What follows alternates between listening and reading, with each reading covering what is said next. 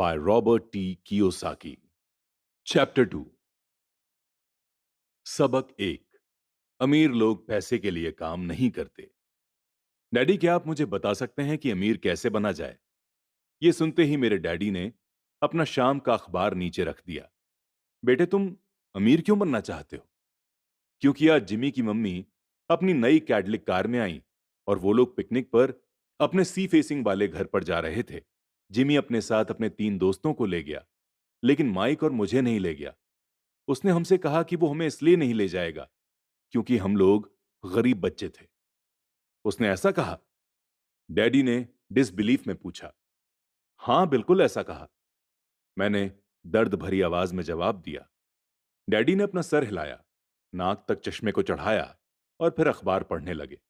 मैं उनके जवाब का इंतजार करता रहा। यह बात 1956 यानी 1956 की है। तब मैं 9 साल का था।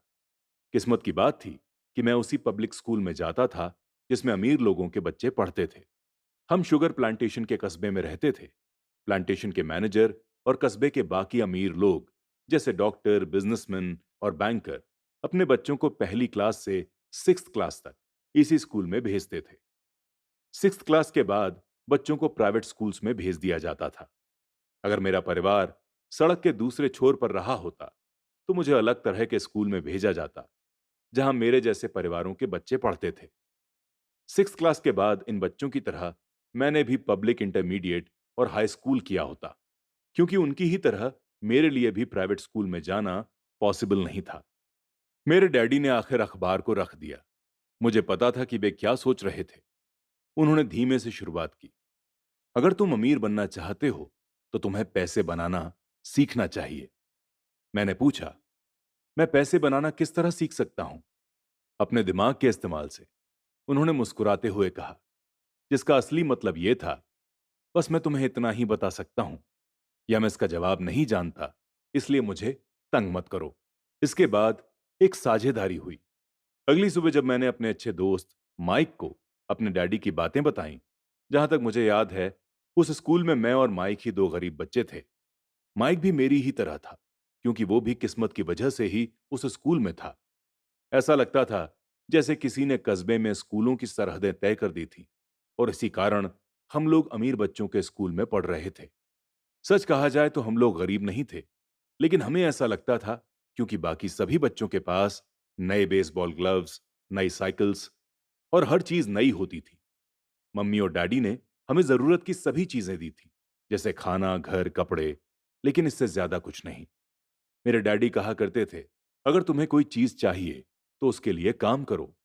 हमें बहुत सी चीजें चाहिए थी, लेकिन 9 साल के बच्चों के करने के लिए ज्यादा काम मौजूद नहीं थे। माइक ने पूछा, तो पैसा कमाने के लिए हमें क्या करना चाहिए? मैं नहीं जानता, मैंने कहा, लेकिन क्या तुम इस काम में मेरे पार्टनर बनना चाहते हो? वो राजी हो गया और उस शनिवार की सुबह माइक मेरा पहला बिजनेस पार्टनर बन गया। हम दोनों पूरी सुबह यही सोचते रहे कि पैसा किस तरह कमाया जाए। कभी कभार हम उन बेफिक्र बच्चों के बारे में बातें करते रहे जो जिमी के सी फेसिंग वाले घर में मजे करते होंगे। इससे थोड़ी चोट पहुंचती थी, लेकिन ये चोट अच्छी थी क्योंकि इसने हमें यह सोचने के लिए इंस्पायर किया कि पैसा कैसे कमाया जाए।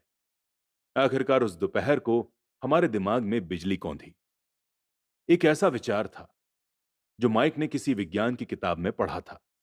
रोमांचित होकर हमने अपने हाथ मिलाए और पार्टनरशिप के पास अब एक बिजनेस था।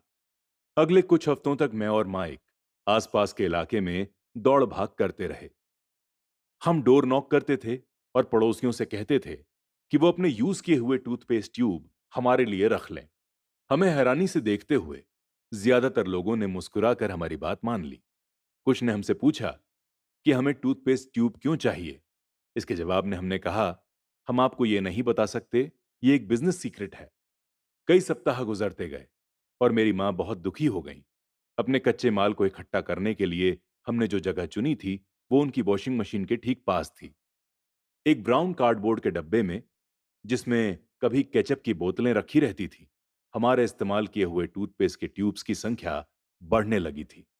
आखिर एक दिन मां के सब्र का बांध टूट गया। पड़ोसियों के मुड़े तोड़े और इस्तेमाल किए हुए टूथपेस्ट के ट्यूब्स को देखकर वो ऊब गई थी।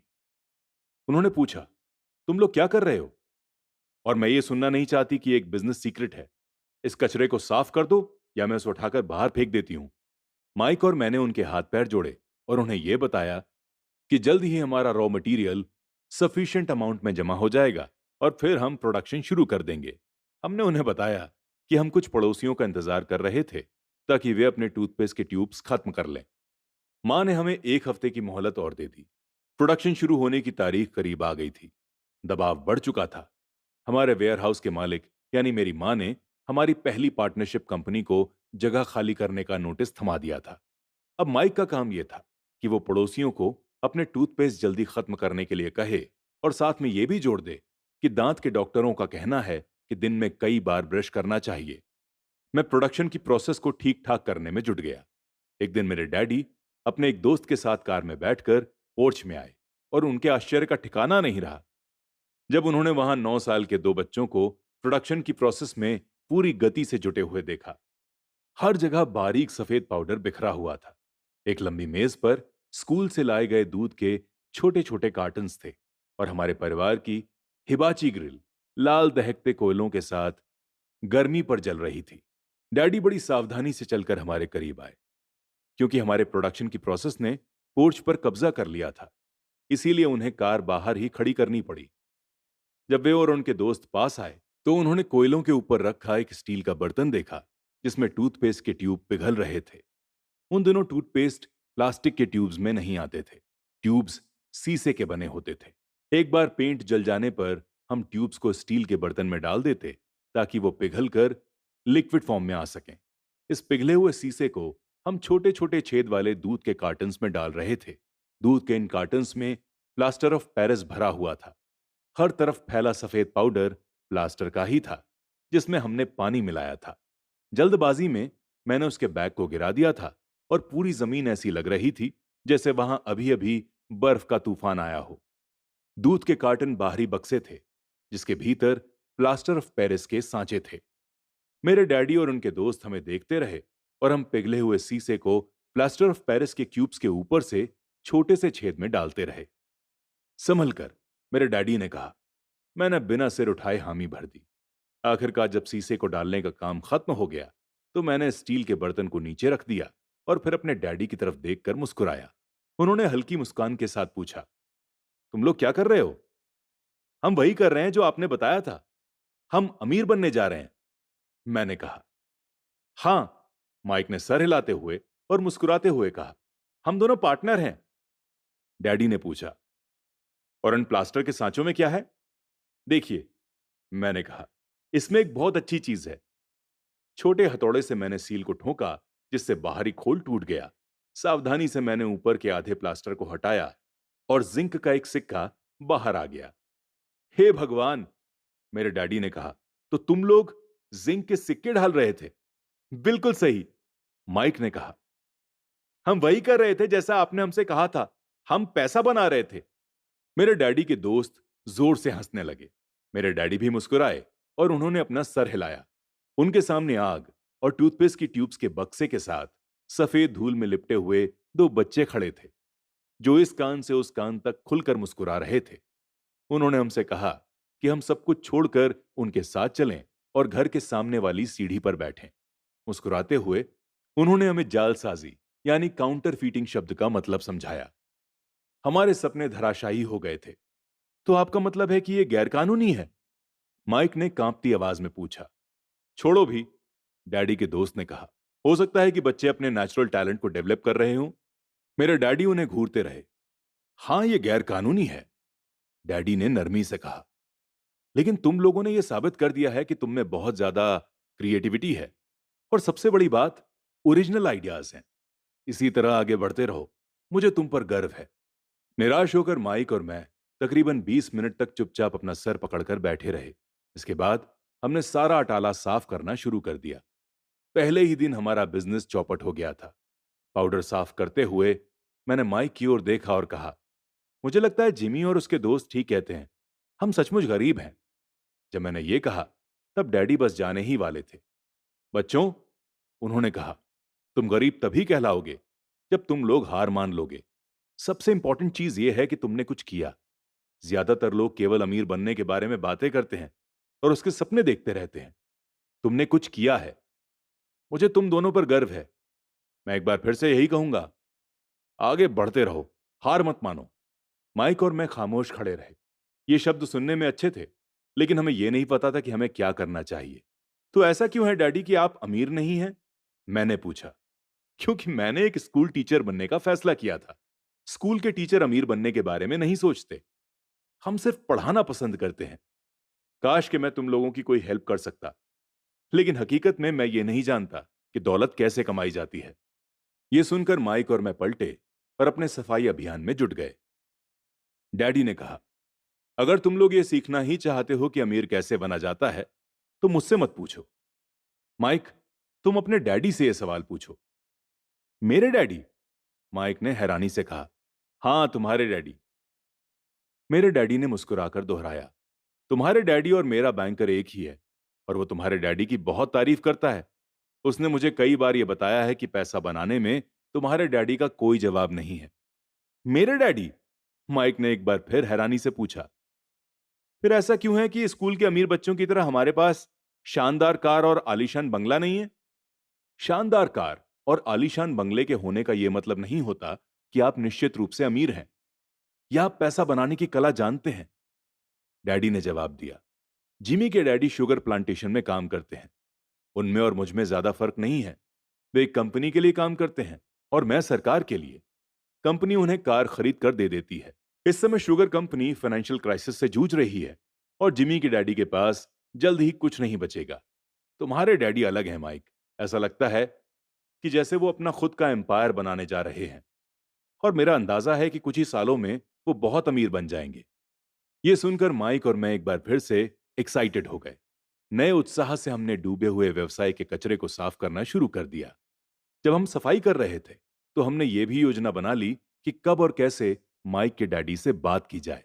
समस्या ये थी कि माइक के डैडी बहुत ज्यादा काम करते थे और देर रात तक घर नहीं लौटते थे।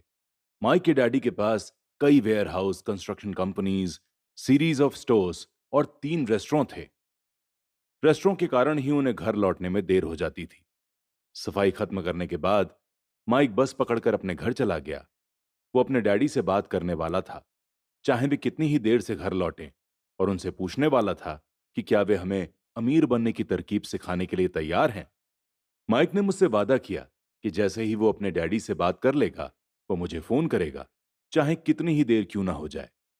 फोन रात को 8:30 बजे आया। ओके, अगले सैटरडे, मैंने कहा, और फोन रख दिया। माइक के डैडी माइक और मुझसे मिलने के लिए तैयार हो गए थे। शनिवार की सुबह 7:30 बजे शहर के दूसरे हिस्से में जाने के लिए मैंने बस पकड़ी और सबक शुरू हुए। मैं तुम्हें 1 घंटे के 10 सेंट दूंगा। 1956 की सैलरीज के हिसाब से भी 10 सेंट प्रति घंटे का वेतन काफी कम था।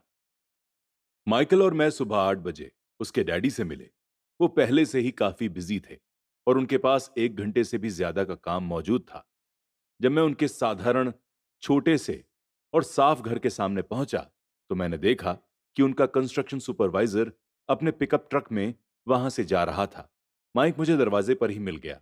डैडी अभी फोन पर हैं और उन्होंने कहा है कि हम लोग उनके पीछे के पोर्च में उनका इंतजार करें। माइक ने दरवाजा खोलते हुए कहा। जब मैंने उस पुराने घर की दहलीज के अंदर कदम रखा, तो लकड़ी के पुराने फर्श की चरमराहट सुनाई दी। दरवाजे के भीतर सस्ती सी चटाई थी। चटाई वहां इसलिए रखी गई थी ताकि फर्श पर पड़े अनगिनत कदमों के निशानों को छुपाया जा सके। हालांकि वो साफ थी, पर यह क्लियर दिखता था कि उसे बदल देना चाहिए। जब मैं सकरे लिविंग रूम में पहुंचा, तो मेरा दम घुटने लगा। वहां पुराने फर्नीचर की बदबू आ रही थी, और निश्चित रूप से उस फर्नीचर को किसी म्यूजियम में होना चाहिए था। सोफे पर 2 महिलाएं बैठी थीं, जिनकी उम्र मेरी मां से थोड़ी ज्यादा होगी। महिलाओं के सामने एक आदमी मजदूरों के कपड़ों में बैठा हुआ था। उसने खाकी पैंट और खाकी शर्ट पहन रखा था। हालांकि कपड़े साफ और प्रेस किए हुए थे, लेकिन उनमें स्टार्च नहीं किया गया था। उस आदमी की उम्र मेरे डैडी से लगभग 10 साल ज्यादा होगी, शायद 45 साल। जब मैं और माइक उनके पास से गुजरते हुए किचन की तरफ गए, जहां से पोर्च का रास्ता था, तो वे मुस्कुराए। मैं भी जवाब में शर्मा कर मुस्कुरा दिया। ये लोग कौन है? मैंने पूछा। अरे ये लोग मेरे डैडी के लिए काम करते हैं। ये बूढ़ा आदमी उनके वेयर हाउसेस संभालता है, और ये लेडीज जो हैं, ये रेस्टोरेंट की मैनेजर हैं। और तुमने उस कंस्ट्रक्शन सुपरवाइजर को तो देखा ही होगा, जो यहाँ से 50 माइल्स की दूरी पर एक रोड कंस्ट्रक्शन साइट पर काम कर रहा है, जो बहुत से घर बना रहा है। वो तुम्हारे आने से पहले ही जा चुका है। क्या ऐसा हमेशा ही होता है? मैंने पूछा। हमेशा तो नहीं, पर अक्सर ऐसा ही होता है, माइक ने कहा। और मेरे पास अपनी कुर्सी खींचते हुए वो मुस्कुराया। मैंने उनसे पूछा था कि क्या वो हमें पैसे बनाना सिखाएंगे। माइक ने मुझे बताया। अच्छा, और उन्होंने इसका क्या जवाब दिया? मैंने बड़ी सावधानी लेकिन एक्साइटमेंट में पूछा। पहले तो उनके चेहरे पर हंसी आई, फिर कुछ सोचकर उन्होंने कहा कि वो हमारे सामने एक ऑफर रखेंगे। अच्छा, मैंने कहा, और अपनी कुर्सी की पीठ दीवार से टिका ली। मैं वहां कुर्सी के पिछले दो पैरों के सहारे टिका बैठा रहा। माइक ने भी ऐसा ही किया। क्या तुम्हें पता है कि वो कौन सा ऑफर देने वाले हैं? मैंने पूछा। नहीं, पर हमें जल्दी इसका पता चल जाएगा। अचानक माइक के डैडी उस पुराने दरवाजे से घुसकर पोर्च में दाखिल हुए। माइक और मैं अपने पैरों पर कूद गए, आदर के कारण नहीं, बल्कि इसलिए कि हम चौंक गए थे। तो बच्चों, तैयार? माइक के डैडी ने एक कुर्सी हमारे पास खिसकाते हुए पूछा। हमने अपने सर हिलाए और अपनी कुर्सियों को दीवार के पास से खींचकर उनके सामने रख दिया। उनका बिल्ड काफी ह्यूज था। वो लगभग 6 फीट ऊंचे और 200 पाउंड वजन के थे। मेरे डैडी इससे ऊंचे थे, लगभग इसी वजन के, और माइक के डैडी से 5 साल बड़े। वे लगभग एक जैसे ही थे, हालांकि दोनों एक ही स्पीशीज के नहीं थे। हाँ, हो सकता है कि उनकी एनर्जी एक सी हो। माइक का कहना है कि तुम पैसे कमाना सीखना चाहते हो। क्या ये सही है, रॉबर्ट? मैंने तत्काल सहमति में अपना सिर हिलाया, हालांकि मुझे थोड़ा सा डर भी लग रहा था। उनके शब्दों और मुस्कुराहट के पीछे बहुत ताकत थी। अच्छा, ये रहा मेरा ऑफर। मैं तुम्हें सिखाऊंगा, लेकिन मैं ऐसा क्लासरूम स्टाइल में नहीं करूंगा। अगर तुम मेरे लिए काम करोगे तो उसके बदले मैं तुम्हें सिखाऊंगा। तुम मेरे लिए काम नहीं करोगे तो मैं तुम्हें नहीं सिखाऊंगा। अगर तुम काम करते हो तो मैं तुम्हें ज्यादा तेजी से सिखा सकता हूं, और अगर तुम सिर्फ बैठकर मेरी बातें सुनते हो, जैसा कि तुम लोग स्कूल में करते हो, तो इससे मेरा समय बर्बाद होगा। ये मेरा ऑफर है। इसे या तो मान लो या फिर वापस लौट जाओ। अब क्या मैं आपसे पहले एक सवाल कर सकता हूं? मैंने पूछा। नहीं, इसे या तो मान लो या फिर वापस लौट जाओ। मेरे पास बर्बाद करने के लिए फालतू समय नहीं है। अभी ढेर सा काम पड़ा हुआ है। अगर तुम में तुरंत डिसीजन लेने की एबिलिटी नहीं है, तो तुम कभी पैसे कमाना नहीं सीख पाओगे। मौके आते हैं और चले जाते हैं, इसीलिए तुरंत डिसीजन लेने की क्षमता एक इंपॉर्टेंट आर्ट है। तुमने जैसा चाहा था, वैसा एक मौका तुम्हारे सामने मौजूद है।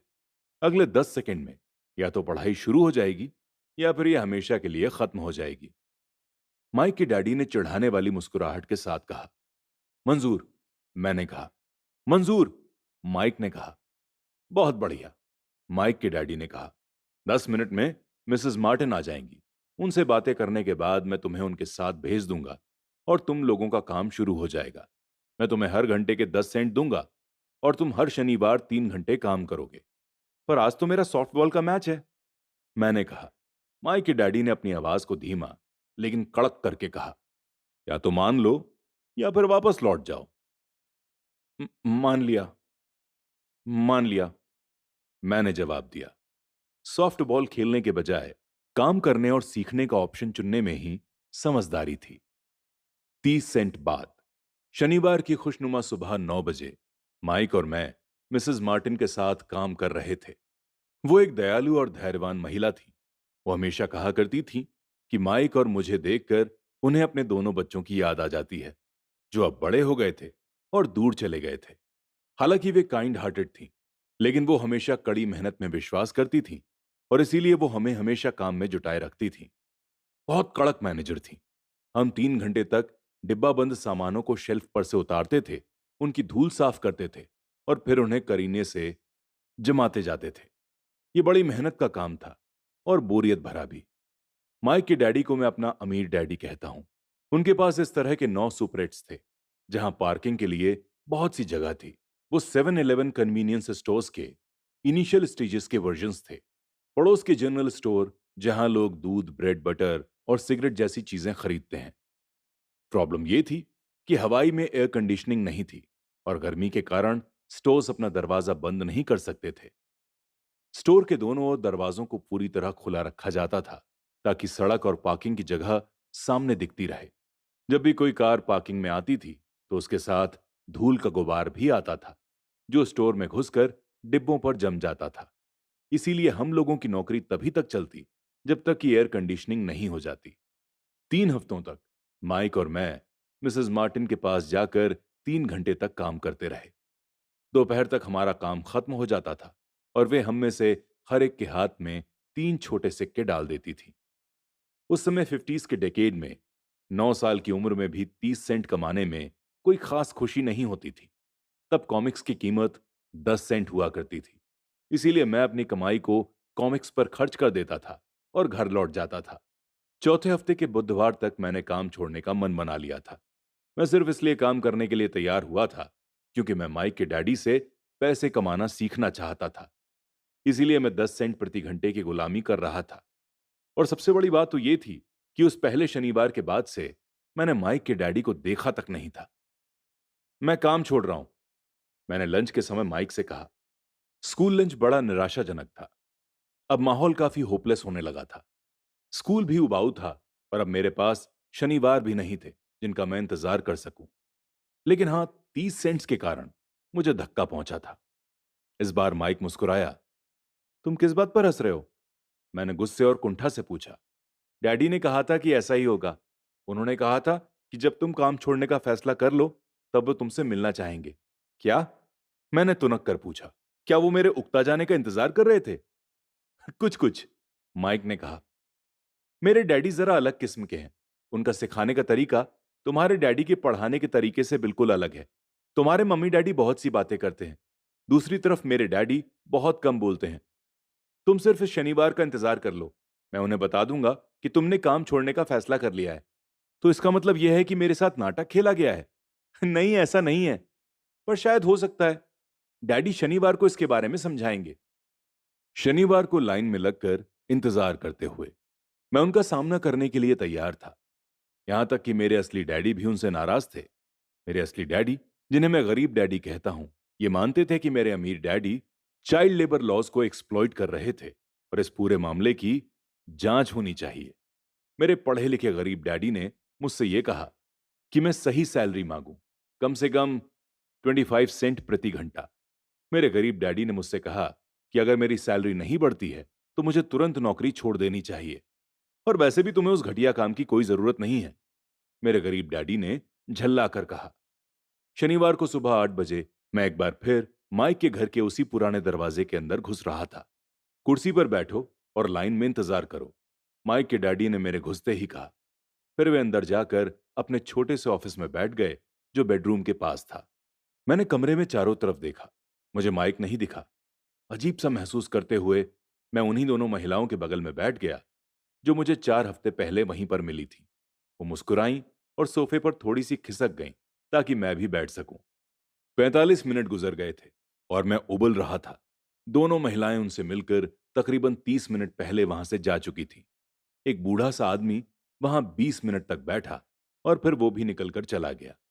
घर खाली था और हवाई में खुशनुमा सुबह को मैं सीलन भरे अंधेरे लिविंग रूम में बैठा हुआ था और इस बात का इंतजार कर रहा था कि एक लालची और बच्चों का शोषण करने वाला आदमी मुझसे बातें करे। मैं सुन सकता था कि वो फोन पर बातें कर रहे थे, ऑफिस में इधर उधर के काम कर रहे थे और मुझे नजरअंदाज कर रहे थे। मेरी इच्छा तो हो रही थी कि मैं उस घमंडी आदमी से बिना मिले ही घर लौट जाऊं, पर किसी वजह से मैं रुक गया। आखिर 15 मिनट बाद ठीक 9 बजे अमीर डैडी अपने ऑफिस से बाहर निकले। बिना कुछ कहे उन्होंने हाथ से मुझे इशारा किया कि मैं उनके दड़बे नुमा ऑफिस में आ जाऊं। अमीर डैडी ने अपनी ऑफिस कुर्सी पर बैठते हुए कहा, या तो तुम्हारी सैलरी बढ़ाई जाए या तुम काम छोड़ रहे हो, है ना? हाँ, समझौते के मुताबिक आप अपनी शर्त पूरी नहीं कर रहे, मैंने लगभग आंसुओं से भीगे स्वर में कहा। 9 साल के बच्चे के लिए एक अडल्ट का सामना करना बहुत ज्यादा डरावना था। आपने कहा था कि अगर मैं आपके लिए काम करूंगा तो आप मुझे पैसा कमाना सिखाएंगे। अपनी तरफ से मैंने आपके लिए काम किया है। मैंने कड़ी मेहनत की है। इस काम के लिए मैंने अपने बेसबॉल गेम की भी कुर्बानी दी है। और अब आप वादे से मुकर रहे हैं। आपने मुझे कुछ भी नहीं सिखाया है। आप धोखेबाज हैं, जैसा शहर के सभी लोग कहते हैं।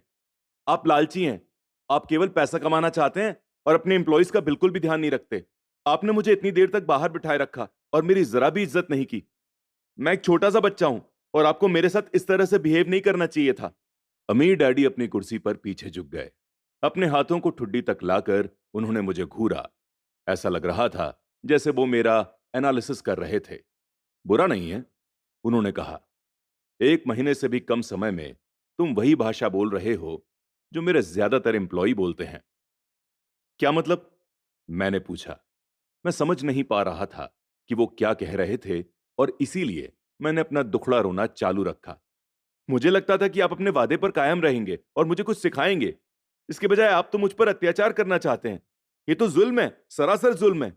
मैं तुम्हें सिखा तो रहा हूं, अमीर डैडी ने धीमी आवाज में कहा। आपने मुझे क्या सिखाया है? कुछ भी नहीं, मैंने गुस्से में कहा। एक बार मैं चंद सिक्कों में काम करने के लिए तैयार हो गया, उसके बाद तो आपने मुझसे बात तक नहीं की। 10 सेंट 1 घंटे के। मैं आपकी शिकायत सरकार से करूंगा। हमारे देश में भी चाइल्ड लेबर लॉ है। आप तो जानते ही हैं कि मेरे डैडी सरकार के लिए काम करते हैं। शाबाश, अमीर डैडी ने कहा। अब तुम उन ज्यादातर लोगों की भाषा बोल रहे हो जो कभी मेरे लिए काम करते थे। वो लोग जिन्हें या तो मैंने नौकरी से निकाल दिया या जिन्होंने खुद मेरी नौकरी छोड़ दी। तो इस बारे में आपको क्या कहना है? मैंने पूछा। और मुझे यह लग रहा था कि कम उम्र के बावजूद मैं बहादुरी से बातें कर रहा था। आपने मुझसे झूठ बोला। मैंने आपके लिए काम किया और आपने अपना वादा पूरा नहीं किया। आपने मुझे कुछ भी नहीं सिखाया। कौन कहता है कि मैंने तुम्हें कुछ नहीं सिखाया? मेरे अमीर डैडी ने शांति से कहा। मैंने 3 हफ्ते तक काम किया और इस बीच आपने सिखाना तो दूर रहा, मुझसे कभी बात तक नहीं की। मैंने व्यंग भरे अंदाज में कहा। क्या सिखाने का मतलब केवल लेक्चर देना या बातचीत करना होता है? अमीर डैडी ने पूछा। और क्या, मैंने जवाब दिया। लेकिन इस तरह से तो तुम्हें स्कूल में सिखाया जाता है, उन्होंने मुस्कुराकर कहा। लेकिन जिंदगी तुम्हें इस तरह नहीं सिखाती। और मेरा यह मानना है कि जिंदगी सबसे बढ़िया टीचर होती है। ज्यादातर वक्त जिंदगी आपसे बातें नहीं करती, ये एक तरह से आपको धक्का देती है। हर धक्के के जरिए जिंदगी आपसे कहती है, जाग जाओ, मैं तुम्हें कुछ सिखाना चाहती हूं। ये आदमी कैसी बेसिर पैर की बातें कर रहा है, मैंने अपने आप से पूछा। जिंदगी अगर मुझे धक्का देती है तो इसका मतलब यह हुआ कि जिंदगी मुझसे बातें करती है। अब मैं जान चुका था कि मुझे ये काम तुरंत छोड़ देना चाहिए। मैं किसी ऐसे आदमी से बातें कर रहा था जो पागल था और जिसे ताले में बंद रखने की जरूरत थी।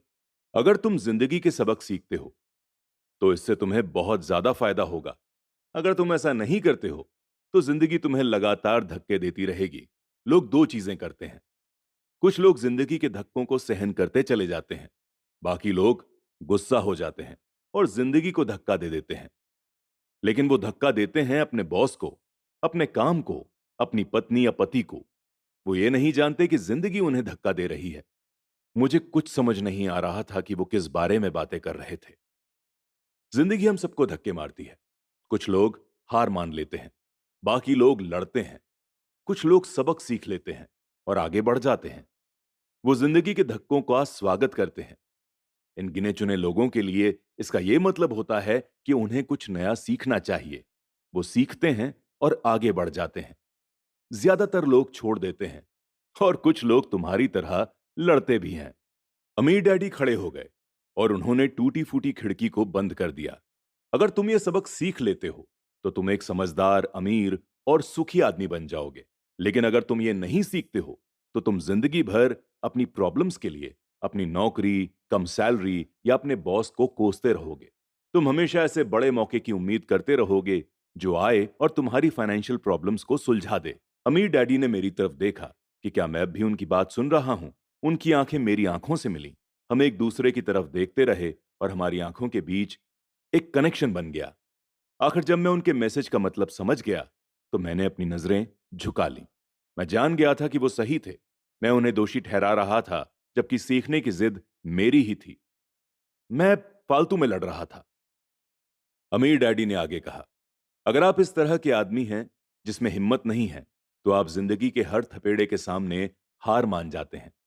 अगर आप इस किस्म के आदमी हैं तो आप जिंदगी भर एक सेफ गेम खेलते रहेंगे, सही चीजें करते रहेंगे और किसी ऐसे वक्त का इंतजार करते रहेंगे जो आने ही नहीं वाला। और फिर आप एक बोरिंग बुड्ढे की तरह मर जाएंगे।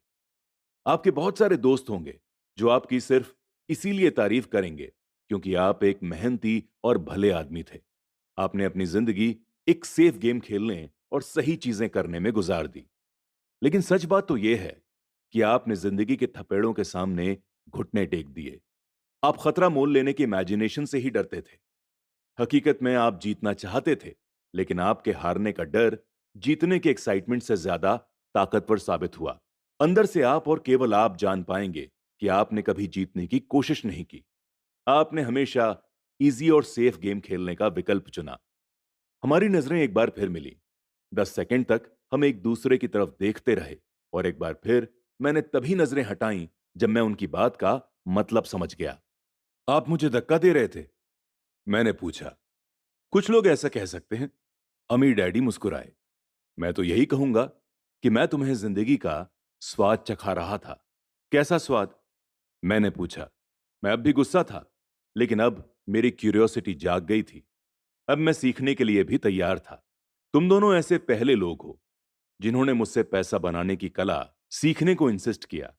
मेरे पास 150 से भी ज्यादा एम्प्लॉई हैं, पर उनमें से एक ने भी मुझसे पैसा कमाने की कला के बारे में कभी नहीं पूछा। वो मुझसे नौकरी मांगते हैं, सैलरी मांगते हैं, लेकिन पैसा बनाने की कला नहीं सीखना चाहते। ज्यादातर लोग इसी तरह अपनी जिंदगी के सबसे बेहतरीन साल पैसे के लिए काम करने में बर्बाद कर देंगे और आखिर तक ये कभी नहीं समझ पाएंगे कि दरअसल वो किसके लिए काम कर रहे हैं। मैं पूरा ध्यान लगाकर उनकी बात सुनता रहा। तो जब माइक ने मुझसे कहा कि तुम पैसा कमाने की कला यानी आर्ट ऑफ मनी मेकिंग सीखना चाहते हो, तो मैंने एक ऐसा कोर्स तैयार किया जो असल जिंदगी के करीब था। मैं बोलते बोलते थक जाता, लेकिन तुम कभी मेरी बात का मतलब नहीं समझ पाते। इसीलिए मैंने यह फैसला किया कि तुम्हें जिंदगी के थपेड़ों का स्वाद चखा दिया जाए, ताकि तुम मेरी बात भी सुन सको और समझ भी सको। इसी कारण मैंने तुम्हें 1 घंटे के केवल 10 सेंट दिए थे। तो 10 सेंट्स पर आवर काम करने के बाद मैंने क्या सबक सीखा? मैंने पूछा। यही कि आप घटिया हैं और अपने एम्प्लॉइज को एक्सप्लॉइट करते हैं। अमीर डैडी अपनी कुर्सी पर पीछे की तरफ झुकते हुए जोर से हंसने लगे। जब उनकी हंसी बंद हुई तो उन्होंने कहा, अच्छा होगा अगर तुम अपना सोचने का नजरिया बदल लो। मुझे प्रॉब्लम मत मानो, मुझे दोष देना बंद करो। अगर तुम सोचते हो कि तुम्हारी प्रॉब्लम मैं हूं, तो तुम्हें मुझे बदलना होगा। इसके बजाय अगर तुम्हें यह लगता है कि तुम्हारी समस्या तुम खुद हो, तो तुम खुद को बदल सकते हो, सीख सकते हो और ज्यादा समझदार बन सकते हो। ज्यादातर लोग चाहते हैं कि दुनिया का हर आदमी बदल जाए, बस हम खुद नहीं बदलें। मैं तुम्हें यह बता दूं कि किसी दूसरे को बदलने से ज्यादा आसान यह है कि हम खुद को बदल लें। मैं आपकी बात को ठीक से समझ नहीं पाया। मैंने कहा, अपनी समस्याओं के लिए मुझे दोष देना छोड़ दो। अमीर डैडी ने अधीरता से कहा, पर आपने मुझे सिर्फ 10 सेंट्स की ही वेजेस दी। तो तुमने क्या सीखा? अमीर डैडी ने मुस्कुराकर पूछा। यही कि आप घटिया हैं। मैंने शरारत भरी मुस्कान के साथ कहा। अच्छा, तो तुम सोचते हो कि मैं प्रॉब्लम हूं? अमीर डैडी ने कहा। वो तो आप हैं ही।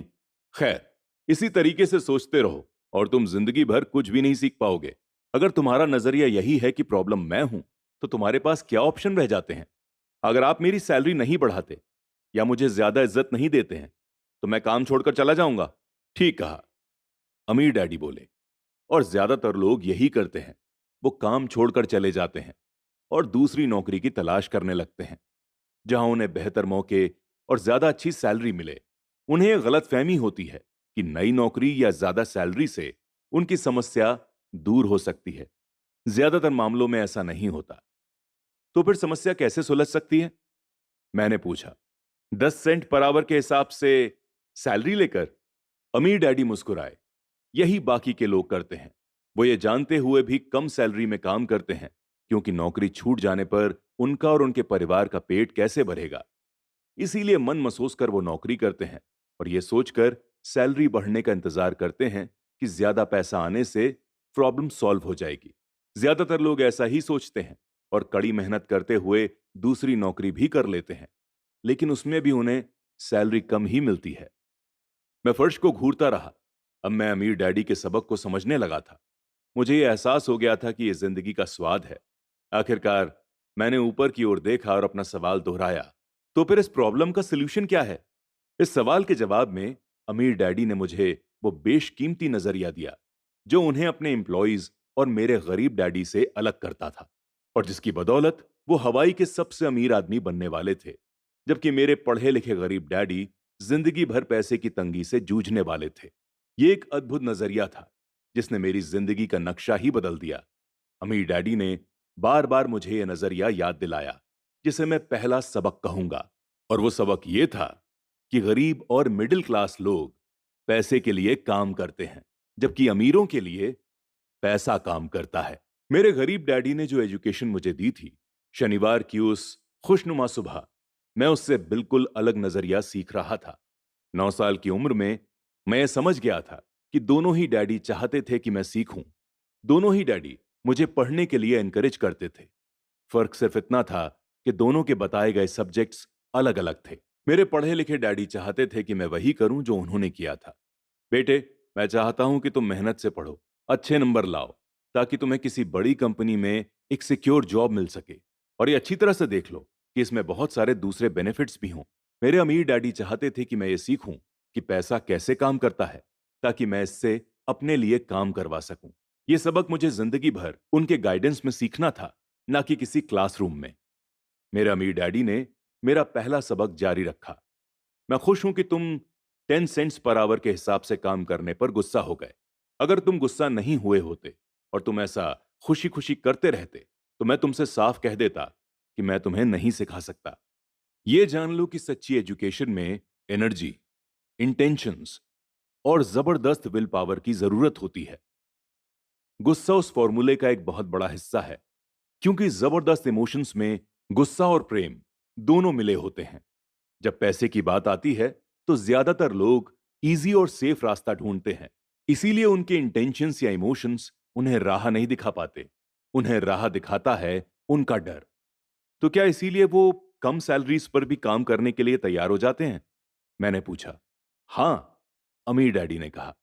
कुछ लोग कहते हैं कि मैं उन लोगों का एक्सप्लॉइटेशन करता हूं, क्योंकि मैं उन्हें उतनी सैलरीज नहीं देता जितना उन्हें शुगर प्लांटेशन या सरकार की तरफ से मिलती है। मैं यही कहता हूं कि लोग खुद अपना एक्सप्लॉइटेशन करते हैं। डरते वो हैं, मैं नहीं डरता। पर क्या आपको नहीं लगता कि आपको उन्हें ज्यादा सैलरीज देनी चाहिए? मैंने पूछा। मुझे ज्यादा देने की जरूरत ही नहीं है, और इसके अलावा ज्यादा पैसा मिलने से उनकी प्रॉब्लम सॉल्व नहीं होगी। अपने डैडी को ही देख लो, वो बहुत सारा पैसा कमाते हैं, फिर भी वो अपने बिलों का पेमेंट टाइम से नहीं कर पाते। दुनिया में ऐसे बहुत से लोग हैं जिन्हें अगर ज्यादा पैसा मिल जाए तो वो ज्यादा कर्ज में डूब जाएंगे। तो इसीलिए आपने मुझे 10 सेंट्स पर आवर की सैलरी दी? मैंने मुस्कुराते हुए पूछा। ये सबक का हिस्सा था। बिल्कुल सही, अमीर डैडी ने मुस्कुराकर कहा। देखो, तुम्हारे डैडी स्कूल गए और उन्होंने बढ़िया एजुकेशन इसलिए हासिल की ताकि उन्हें अच्छी सैलरी वाली नौकरी मिल सके, जो उन्हें मिल गई। लेकिन उनके पास आज भी पैसे की तंगी है। ऐसा इसलिए है क्योंकि उन्होंने स्कूल में पैसे के बारे में कुछ भी नहीं सीखा। और सबसे बड़ी बात यह है कि वो पैसे के लिए काम करने में भरोसा करते हैं। और आप नहीं करते? मैंने पूछा। नहीं, सच पूछा जाए तो नहीं, अमीर डैडी ने कहा। अगर तुम पैसे के लिए काम करना सीखना चाहते हो तो स्कूल में ही रहो। यह सीखने के लिए उससे बढ़िया जगह कोई नहीं है। लेकिन अगर तुम ये सीखना चाहते हो कि पैसा तुम्हारे लिए किस तरह काम करे, तो ये मैं तुम्हें सिखा सकता हूं, लेकिन तभी जब तुम ये सीखना चाहो। क्या हर कोई ये सीखना नहीं चाहता? मैंने पूछा।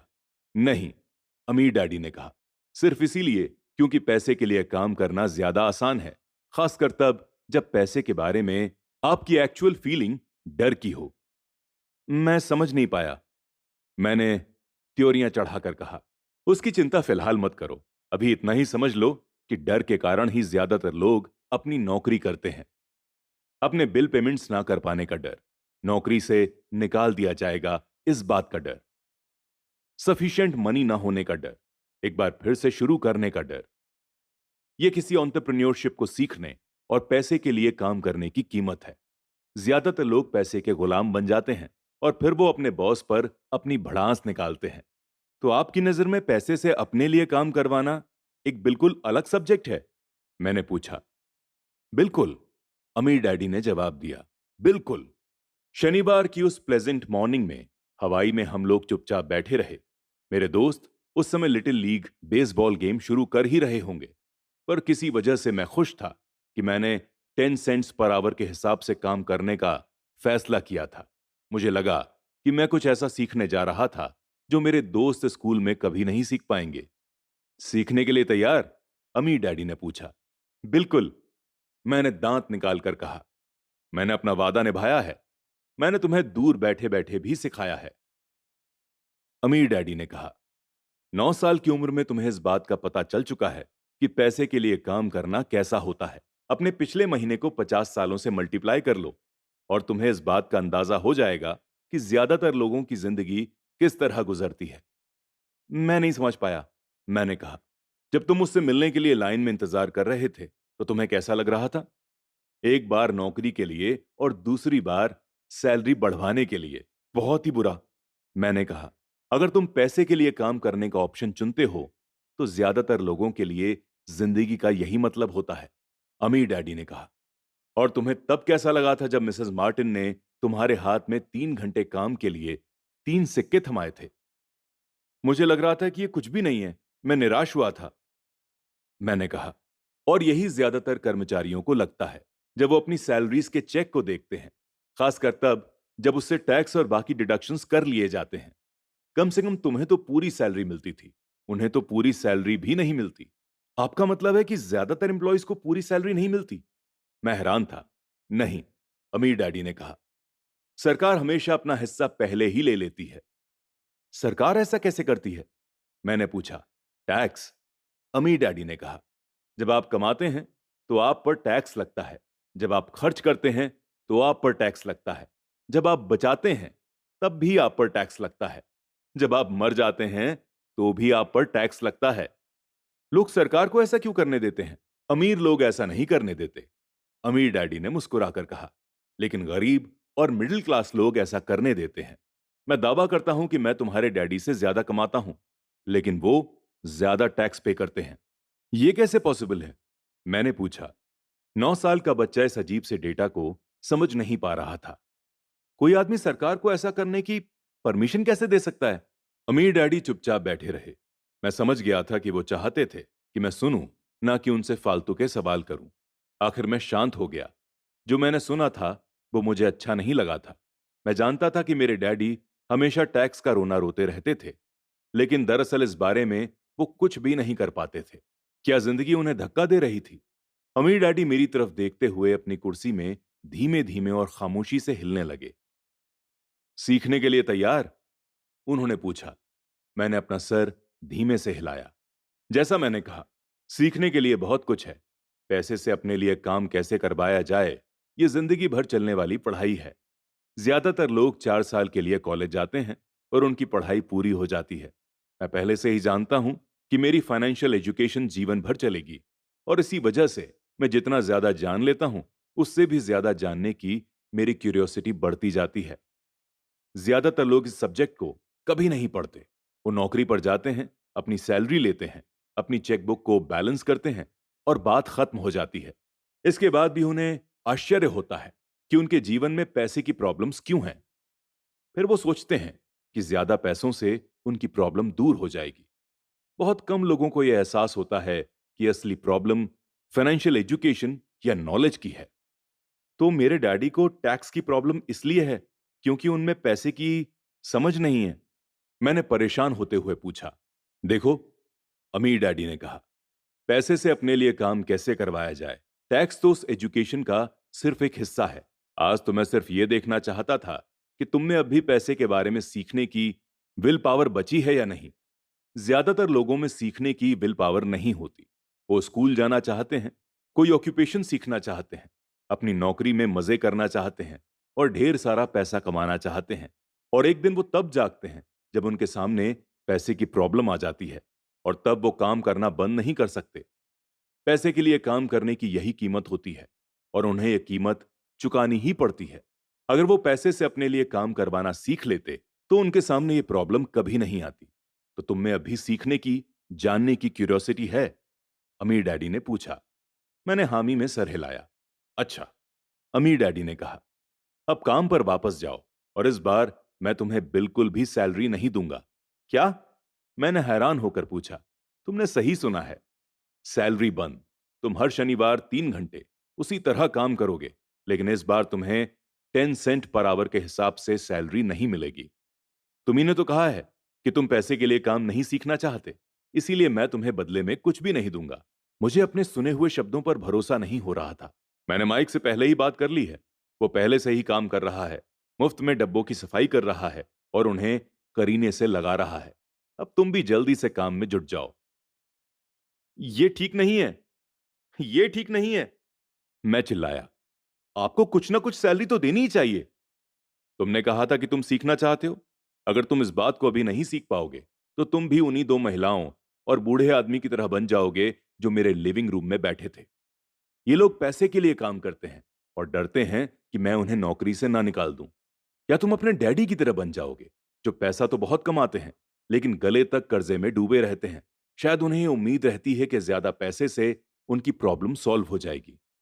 अगर तुम यही चाहते हो तो मैं एक बार फिर 10 सेंट के अपने पुराने वादे पर लौटने के लिए तैयार हूं।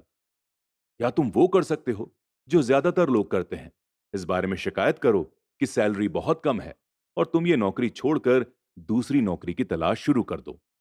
मेरी समझ में नहीं आ रहा है कि मैं क्या करूं, मैंने पूछा। अमीर डैडी ने अपने सर पर उंगली रखी। इसका इस्तेमाल करो, उन्होंने कहा। अगर तुम इसका सही इस्तेमाल करोगे तो तुम मुझे जल्द ही इस बात के लिए थैंक यू कहोगे कि मैंने तुम्हें मौका दिया और एक दिन तुम बहुत अमीर आदमी बन जाओगे। मैं वहां यह सोचते हुए खड़ा था कि मुझे कितना बेकार ऑप्शन दिया जा रहा था। मैं यहां अपनी सैलरी बढ़वाने आया था और अब मुझे मुफ्त में काम करने के लिए कहा जा रहा था। अमीर डैडी ने एक बार फिर अपनी उंगली को सर पर रखा और कहा, इसका इस्तेमाल करो। अब यहां से जाओ और अपने काम में जुट जाओ। पहला सबक, अमीर लोग पैसे के लिए काम नहीं करते। मैंने अपने गरीब डैडी को यह नहीं बताया कि अब मैं मुफ्त में काम कर रहा हूं। उन्हें यह समझ में नहीं आता। मैं उन्हें इसकी वजह ठीक से इसलिए नहीं समझा सकता था क्योंकि मैं खुद भी इसे ठीक से नहीं समझ पाया था। अगले 3 हफ्ते तक माइक और मैं 3 घंटे तक हर शनिवार को काम करते रहे मुफ्त में। काम बहुत परेशानी वाला नहीं था और वक्त गुजरने के साथ साथ यह ज्यादा आसान होता जा रहा था। मुझे अफसोस था तो अपने छूटे हुए बेसबॉल गेम्स और कॉमिक्स का। अब मैं उनका मजा नहीं ले सकता था। तीसरे हफ्ते दोपहर में अमीर डैडी आए। हमने उनके ट्रक के पार्किंग में आने की आवाज सुनी। वो स्टोर में घुसे और उन्होंने मिसेस मार्टिन को गले लगाकर उन्हें ग्रीट किया। स्टोर में क्या चल रहा है यह जानने के बाद वो आइसक्रीम फ्रीजर के पास गए और उसमें से 2 आइसक्रीम निकाली, उनका दाम चुकाया और उसके बाद मेरी और माइक की तरफ इशारा करके कहा, चलो घूमने चलते हैं। हम सड़क के पार गए, कुछ कारों को चकमा दिया और एक बड़े घास के मैदान में टहलने लगे। वहां कुछ बड़े लोग सॉफ्ट बॉल खेल रहे थे। दूर की पिकनिक टेबल पर बैठकर उन्होंने माइक और मुझे आइसक्रीम दी। कैसा चल रहा है? बढ़िया, माइक ने कहा। मैंने सहमति में सर हिलाया। कुछ और सीखा? अमीर डैडी ने पूछा। माइक और मैंने एक दूसरे की तरफ देखा, अपने कंधे उचकाए और अपने सर को ना में एक साथ हिलाया। जिंदगी के सबसे बड़े जाल से बचना। अच्छा ये होगा कि तुम बचपन से ही ये सोचना शुरू कर दो। तुम अब जिंदगी के सबसे बड़े सबक को देख रहे हो। अगर तुम इस सबक को सीख लेते हो तो तुम बहुत ज्यादा आजादी और सुरक्षा भरी जिंदगी का सुख ले सकते हो। अगर तुम ये सबक नहीं सीख पाते तो तुम भी मिसेस मार्टिन और इस पार्क में खेल रहे ज्यादातर लोगों की तरह ही बन जाओगे। वो बहुत ज्यादा मेहनत करते हैं, लेकिन उसके बदले उन्हें बहुत कम पैसे मिलते हैं। वो नौकरी की सिक्योरिटी के मुंह में फंसे रहते हैं। हर साल मिलने वाली 3 हफ्ते की छुट्टियों और 45 साल तक काम करते रहने के बाद मिलने वाली थोड़ी सी पेंशन का सपना देखते रहते हैं। अगर इस तरह की जिंदगी जीने में तुम्हें सुख मिलता है तो मैं तुम्हारी सैलरी बढ़ाकर 25 सेंट पर आवर कर सकता हूं। लेकिन ये लोग अच्छे लोग हैं और मेहनती भी हैं, फिर आप उनका मजाक क्यों उड़ा रहे हैं? मैंने पूछा। अमीर डैडी के चेहरे पर मुस्कान आ गई। मिसेस मार्टिन मेरे लिए माँ जैसी हैं। मैं इतना कठोर नहीं हो सकता कि उनका मजाक उड़ाऊं। ये कठोर लगता जरूर है क्योंकि मैं तुम दोनों के सामने सिचुएशन को क्लियर करना चाहता हूं, और वो भी आसान शब्दों में। मैं तुम्हारे नजरिए को बड़ा करना चाहता हूं ताकि तुम कुछ आगे भी देख सको, दूर तक देख सको। ज्यादातर लोगों को आगे देखने का फायदा कई बार सिर्फ इसलिए नहीं मिल पाता क्योंकि उनके देखने का दायरा बहुत छोटा होता है। ज्यादातर लोग जिस जाल में फंसे हुए हैं वो उसे देख ही नहीं पाते। माइक और मैं वहां पर सोचते हुए बैठे रहे क्योंकि हम उनकी बातों का मतलब पूरी तरह से नहीं समझ सके थे। उनकी बातें सुनने में बहुत कठोर और कड़वी लग रही थीं। लेकिन हम ये भी जानते थे कि वो हमें कुछ सिखाने की काफी कोशिश कर रहे थे। मुस्कुराहट के साथ अमीर डैडी ने कहा, क्या 25 सेंट पर आवर का ऑफर अच्छा नहीं लगा? क्या इससे दिल की धड़कन तेज नहीं हुई? मैंने अपना सर ना में हिलाया, जबकि असल में ऐसा ही हुआ था। 1 घंटे काम करने के बदले में 25 सेंट मेरे हिसाब से बहुत बढ़िया सौदा था। अच्छा, मैं तुम्हें 1 घंटे के $1 दूंगा, अमीर डैडी ने शरारत भरी मुस्कान के साथ कहा। अब मेरा दिल तूफान मेल की तरह दौड़ रहा था। मेरा दिमाग चीख चीख कर कह रहा था, इसकी बात मान लो, ऑफर एक्सेप्ट कर लो। मुझे अपने कानों पर भरोसा नहीं हो रहा था, फिर भी मैं चुप रहा। अच्छा चलो, $2 पर आवर। मुझे ऐसा लगा जैसे मेरे छोटे से 9 साल पुराने दिमाग में किसी ने बम फोड़ दिया हो। 1956 में $2 पर आवर की कमाई मुझे दुनिया का सबसे अमीर बच्चा बना देती। मैं इतना सारा पैसा कमाने के लिए इमेजिन भी नहीं कर सकता था। और हाँ, मैं हाँ कहना चाहता था। मैं सौदा पक्का करना चाहता था। मुझे नई साइकिल दिख रही थी, नए बेसबॉल के ग्लव्स दिख रहे थे। मेरे पास कड़क नोट देखकर मेरे दोस्तों की जलन और तारीफ भी मुझे साफ दिख रही थी। सबसे बड़ी बात तो यह थी कि जिमी और उसके अमीर दोस्त मुझे फिर कभी गरीब नहीं बोल पाएंगे। लेकिन किसी और वजह से मैं खामोश खड़ा रहा। हो सकता है कि मेरे दिमाग में गर्मी बढ़ जाने से उसका फ्यूज उड़ गया हो। लेकिन मन ही मन मैं $2 पर आवर का ऑफर मानने के लिए बेहद बेताब था। आइसक्रीम पिघल चुकी थी और मेरे हाथ पर बह रही थी। आइसक्रीम की डंडी खाली थी और इसके नीचे वैनिला और चॉकलेट के टुकड़े थे, जिसके मजे चींटियां ले रही थीं। अमीर डैडी हम दोनों बच्चों को देख रहे थे, जो आंखें फाड़कर और खाली दिमाग से उन्हें घूर रहे थे। उन्हें मालूम था कि वो हमारा एग्जाम ले रहे हैं, और वो ये भी जानते थे कि हमारे दिल का एक कोना उस ऑफर को मानने के लिए बेताब हो रहा होगा। वो जानते थे कि हर आदमी की आत्मा का एक हिस्सा कमजोर और जरूरतमंद होता है, जिसे खरीदा जा सकता है। और वो ये भी जानते थे कि हर व्यक्ति की आत्मा का एक हिस्सा मजबूत और दृढ़ निश्चयी होता है, जिसे कभी खरीदा नहीं जा सकता। असली सवाल यह था कि इनमें से कौन सा हिस्सा ज्यादा ताकतवर है। उन्होंने अपनी जिंदगी में हजारों लोगों की परीक्षा ली थी, और अब वे नौकरी मांगने के लिए आए लोगों का इंटरव्यू लेते थे। जब वे नौकरी मांगने के लिए आए लोगों का इंटरव्यू लेते थे, तो वे हर बार आत्माओं की परीक्षा लेते थे। अच्छा चलो, $5 पर आवर। अचानक मेरे अंदर शांति छा गई। कुछ था जो बदल गया था। ऑफर बहुत ही बड़ा था और काफी सिली लग रहा था। 1956 में गिने चुने अडल्ट्स को ही $5 पर आवर से ज्यादा मिलता होगा। लालच खत्म हो गया था और इसकी जगह शांति ने ले ली थी। धीमे से मैं अपनी बाईं तरफ खड़े माइक की तरफ मुड़ा। उसने भी मेरी तरफ देखा। मेरी आत्मा का जो हिस्सा कमजोर और जरूरतमंद था, वो खामोश हो चुका था। मेरा वो हिस्सा जिसे खरीदा नहीं जा सकता था, वो आगे आ चुका था।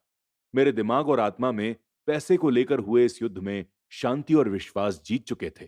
मैं जानता था कि माइक भी उसी पॉइंट पर पहुंच चुका होगा। अच्छा, अमीर डैडी ने धीरे से कहा, ज्यादातर लोगों की एक कीमत होती है, और उनकी कीमत इसलिए होती है क्योंकि हम सभी में दो भावनाएं होती हैं, डर और लालच। पहले तो पैसे के बिना रहने के डर से हमें कड़ी मेहनत करने की इंस्पिरेशन मिलती है, और इसके बाद जब हमें सैलरी मिलती है, तो हम में लालच या इच्छा की भावना जाग जाती है। पैसा होने पर हम उन बढ़िया चीजों के बारे में सोचने पर मजबूर हो जाते हैं, जो उस पैसे से खरीदी जा सकती हैं। इस तरह हमारी जिंदगी का एक पैटर्न बन जाता है। किस तरह का पैटर्न? मैंने पूछा। सुबह जागने, काम पर जाने, खर्च करने। लोगों की जिंदगी हमेशा डर और लालच, इन्हीं दो भावनाओं से चलती है। अगर उन्हें ज्यादा पैसा दे भी दें, तो भी वो इस पैटर्न पर चलकर अपना खर्च बढ़ा लेंगे। इसी पैटर्न को मैं चूहा दौड़, यानी कि रैट रेस बोलता हूं। क्या कोई दूसरा रास्ता भी है? माइक ने पूछा। हां, अमीर डैडी ने धीरे से कहा, लेकिन इसे बहुत कम लोग खोज पाते हैं। और वो रास्ता क्या है? माइक ने पूछा। उसी रास्ते को तुम लोग काम करते हुए और मेरे साथ सीखते हुए खोज लोगे, ये मैं उम्मीद करता हूं। इसी कारण मैंने तुम्हें पैसे देना बंद कर दिया है। लेकिन इसका कोई हिंट तो दीजिए, माइक ने कहा। हम लोग मेहनत से काम करते करते थक चुके हैं, खासकर तब जब इसके बदले में हमें कुछ नहीं मिल रहा। पहला कदम तो ये कि तुम लोग सच बोलो, अमीर डैडी ने कहा। हम लोग झूठ नहीं बोल रहे हैं, मैंने कहा। मैंने कब कहा कि तुम लोग झूठ बोल रहे हो? मैं तो ये कहता हूं कि सच्ची बात कह देनी चाहिए, अमीर डैडी ने जवाब दिया। किस बारे में? मैंने पूछा। इस बारे में कि तुम लोगों को कैसा लग रहा है। अमीर डैडी ने फिर कहा, तुम्हें ये किसी और से कहने की जरूरत नहीं है, सिर्फ अपने आप से सच बोलो। आपके कहने का मतलब यह है कि इस पार्क में मौजूद लोग, आपके लिए काम करने वाले लोग, मिसेस मार्टिन, ये सब लोग ऐसा नहीं करते? मुझे ऐसा ही लगता है, अमीर डैडी ने कहा। इसके बजाय उन्हें हमेशा पैसा नहीं होने का डर सताता रहता है। उस डर का सामना करने के बजाय, सोचने के बजाय, ये लोग सिर्फ रिएक्ट करते रहते हैं। इस दौरान ये लोग दिल से काम लेते हैं, दिमाग से नहीं। अमीर डैडी ने अपने सर पर उंगली ठोकते हुए कहा। फिर उनके हाथ में कुछ पैसे आ जाते हैं और उसमें खुशी, इच्छा और लालच की भावनाएं जाग जाती हैं। और एक बार फिर वो दिमाग से सोचने के बजाय दिल से काम करने लग जाते हैं। तो दिल से यानी अपनी फीलिंग से सोचते हैं, माइक ने कहा। बिल्कुल ठीक, अमीर डैडी ने कहा। वो इस बारे में सच नहीं बताते कि उन्हें कैसा लग रहा है। वो अपनी फीलिंग से काम करते हैं और दिमाग से सोचने का कष्ट नहीं उठाते। उन्हें डर लगता है, वो नौकरी करने जाते हैं और उम्मीद करते हैं कि ज्यादा पैसा आने से उनका डर दूर हो जाएगा। लेकिन ऐसा नहीं होता। वही पुराना डर उन्हें फिर से सताने लगता है। फिर से नौकरी करने जाते हैं और फिर उम्मीद करते हैं कि पैसा उनके डर को कम कर देगा। लेकिन ऐसा नहीं होता। डर के कारण ही वो नौकरी के जाल में फंसे रहते हैं। पैसे कमाते हैं, काम करते हैं, पैसे कमाते हैं और उम्मीद करते हैं कि डर से उनका पीछा छूट जाएगा। लेकिन हर रोज जब वो उठते हैं तो उनका पुराना डर भी उनके साथ उठता है। वही पुराना डर करोड़ों लोगों को रात भर जगाता है और उनकी रात बहुत चिंता और परेशानी में गुजरती है। इसीलिए वो उठते हैं, काम पर जाते हैं और ये उम्मीद करते हैं कि सैलरी के चेक से उनके दिल को कुतरने वाले इस डर को वो मौत के घाट उतार देंगे। सच बात तो ये है कि पैसा उनकी जिंदगी को चला रहा है, लेकिन वो इस बारे में कभी सच नहीं बोलते। पैसे ने उनकी फीलिंग्स पर कब्जा किया है और उनकी आत्माओं पर भी।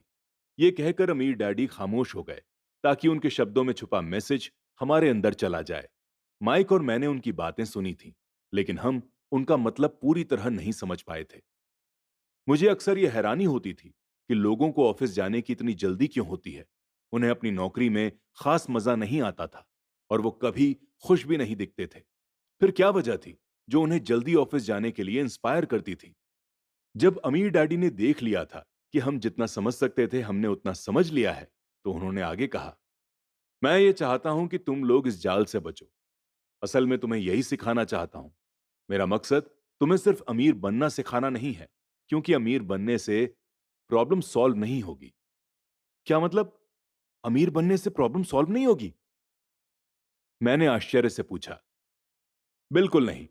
मुझे दूसरी भावना, इच्छा के बारे में अपनी बात पूरी करने दो।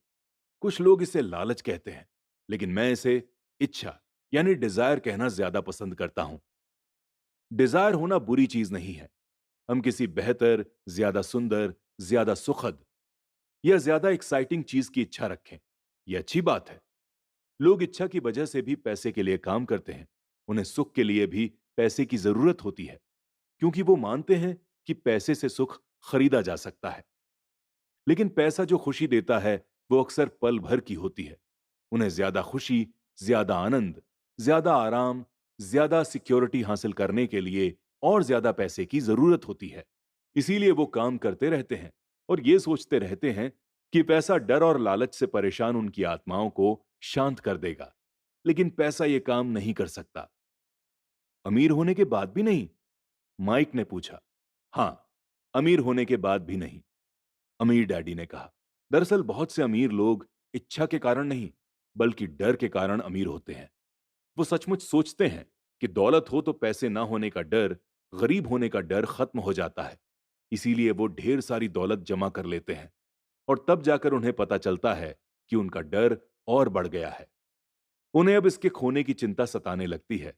मैं ऐसे दोस्तों को जानता हूं जो बहुत सा पैसा होने के बाद भी काम में जुटे रहते हैं।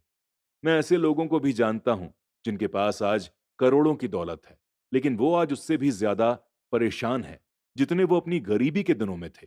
उन्हें इस बात का डर है कि वो अपनी सारी दौलत खो देंगे। अमीर बनने से पहले जो डर उन्हें सता रहा था, वो अमीर बनने के बाद और भी बढ़ गया है। दरअसल उनकी आत्मा का कमजोर और जरूरतमंद हिस्सा अब और तेजी से चीख रहा है। वे अपने आलीशान बंगलों, शानदार कारों और उस ऐशो आराम की जिंदगी को नहीं खोना चाहते जो पैसे से खरीदी गई है।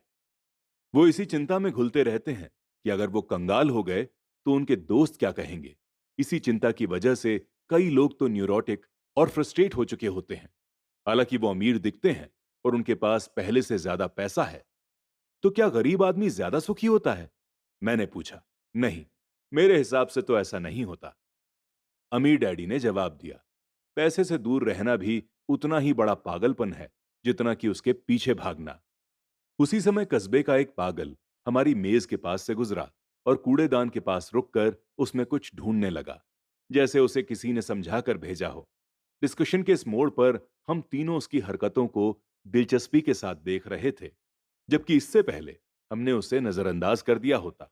अमीर डैडी ने अपने पर्स में से $1 निकाला और उस पागल बूढ़े को पास आने का इशारा किया। पैसा देखते ही वो तुरंत चला आया। उसने पैसे ले लिए और अमीर डैडी को ढेर सारी दुआएं दी और अपनी अच्छी किस्मत पर खुश होकर वो जल्दी से चला गया। इसमें और मेरे ज्यादातर एम्प्लॉइज में बहुत ज्यादा अंतर नहीं है, अमीर डैडी ने कहा। मैं ऐसे बहुत से लोगों से मिला हूं जो कहते हैं, अरे मुझे पैसों में कोई इंटरेस्ट नहीं है, फिर भी वो हर रोज 8 घंटे की नौकरी पर जाते हैं। ये तो सच्चाई को नकारने जैसा है। अगर उन्हें पैसे में इंटरेस्ट नहीं है तो वो नौकरी पर क्यों जाते हैं?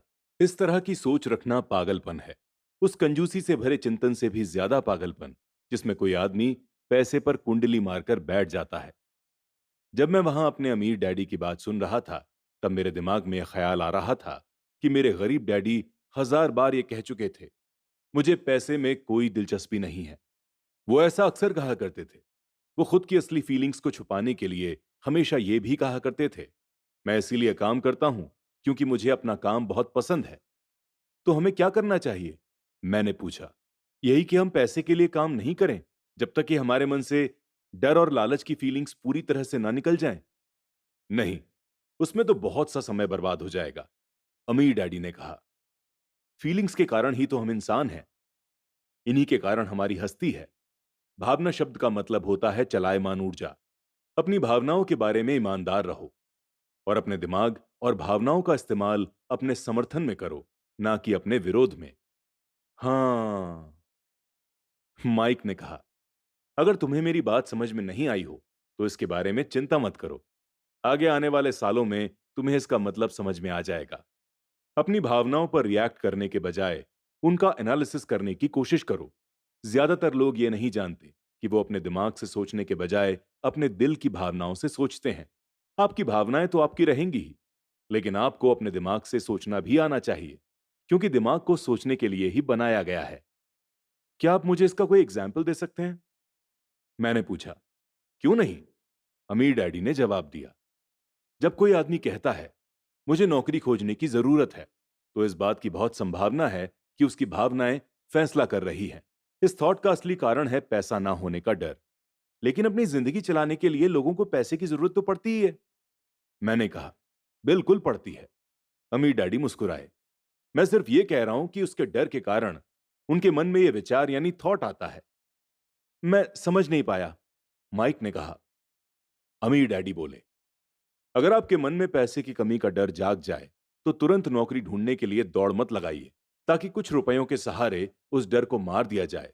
इसके बजाय आप खुद से यह सवाल पूछिए, क्या लंबे समय में इस डर का सबसे बढ़िया इलाज नौकरी है? मेरे ख्याल से इसका जवाब नहीं होता है, खासकर जब आप किसी आदमी की पूरी जिंदगी को देखते हैं। नौकरी लॉन्ग टर्म प्रॉब्लम का एक शॉर्ट टर्म सोल्यूशन है। लेकिन मेरे डैडी हमेशा कहा करते हैं, स्कूल में पढ़ो, अच्छे नंबर लाओ, ताकि तुम्हें एक सेफ और अच्छी नौकरी मिल सके। मैंने हड़बड़ी में बोल ही दिया, हाँ मैं समझ सकता हूं कि वो ऐसा क्यों कहते हैं। अमीर डैडी ने मुस्कुराकर कहा, ज्यादातर लोग ऐसी ही सलाह देते हैं और ज्यादातर लोगों के लिए ये एक अच्छा थॉट है। लेकिन लोगों की सलाह के पीछे भी डर छुपा होता है। आपका मतलब है कि मेरे डैडी ऐसा इसलिए कहते हैं क्योंकि वो डरे हुए हैं? हाँ, अमीर डैडी ने कहा। वो घबराए हुए हैं कि शायद तुम पैसा नहीं कमा पाओगे और समाज में फिट नहीं हो पाओगे। मुझे गलत मत समझना, वो तुम्हें प्यार करते हैं और तुम्हारा भला चाहते हैं, और मैं सोचता हूं कि उनका डर सही भी है। एजुकेशन और नौकरी दोनों इंपॉर्टेंट हैं, लेकिन इससे डर का इलाज नहीं होगा। वही डर जो उन्हें सुबह उठकर कुछ रुपए कमाने के लिए इंस्पायर करता है, उसी डर के कारण वो तुम्हारे स्कूल जाने पर इतना जोर देते हैं, तो फिर आपकी एडवाइस क्या है? मैंने पूछा। मैं चाहता हूं कि तुम्हें पैसे की ताकत पर काबू पाना सिखाऊं। पैसे का डर तुम्हारे दिमाग से निकल जाना चाहिए, और ये स्कूल में नहीं सिखाया जाता। अगर तुम इसे नहीं सीखोगे तो तुम पैसे के गुलाम बन जाओगे। अब उनकी बातें मेरी समझ में आ रही थी। वो हमारे थॉट्स को एक ब्रॉडर पर्सपेक्टिव देना चाहते थे। वो चाहते थे कि जो मिसेस मार्टिन नहीं देख सकती थी, उनके एम्प्लॉयज नहीं देख सकते थे, या मेरे डैडी तक नहीं देख सकते थे, वो देखने की एबिलिटी हम में आ जाए। उन्होंने जो एग्जाम्पल्स दिए थे वो उस समय टफ जरूर लग रहे थे, लेकिन मैं उन्हें कभी भूला नहीं। मेरा नजरिया उस दिन बहुत बड़ा हो गया था। अब मैं उस जाल को देख सकता था जो ज्यादातर लोगों के सामने बिछा होता है। देखो, आखिरकार हम सभी लोग एम्प्लॉयज हैं। हम केवल अलग अलग लेवल्स पर काम करते हैं। अमीर डैडी ने कहा। मैं तुम लोगों से बस यही कहना चाहता हूं कि तुम लोग इस जाल से बचे रहो।